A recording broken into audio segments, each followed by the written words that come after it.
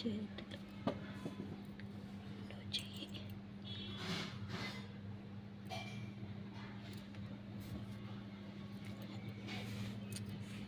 ఇదిగో back part.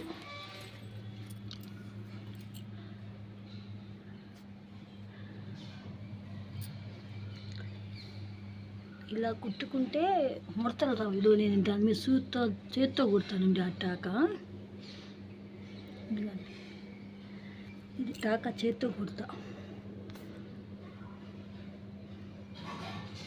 అప్పుడు మనకి ఒక్క ముడత కూడా రాదు.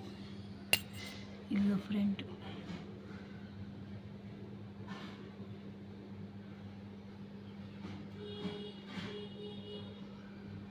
మనకి అసలు ఎక్కడ ముడత రాదనమాట. ఇలా కుట్టుకుంటే రాని వాళ్ళు, ఫస్ట్ స్టార్టింగ్ చేసేవాళ్ళు,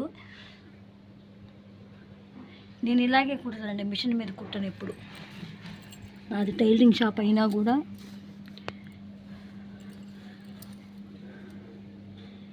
ఇదిగోండి ఫ్రంట్ పార్ట్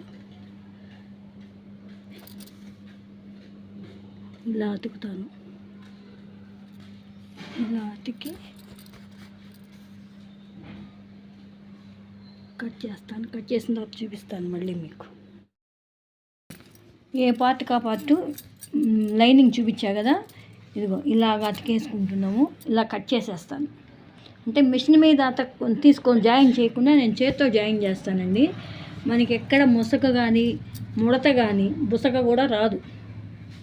ఇదిగో 2 చేతులు పార్ట్లు, 2 చేతులు కనిపిస్తుందిగా. ఇదిగోండి, ఇదిగో బ్యాక్ పార్ట్. ఈ జాకెట్ కుట్టిన తర్వాత చూపిస్తాను. నా జాకెట్లను నేనే కుట్టుకుంటాను బ్లౌజులు.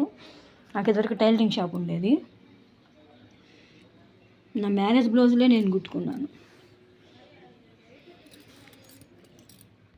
ఇదిగోండి ఫ్రంట్ పార్ట్.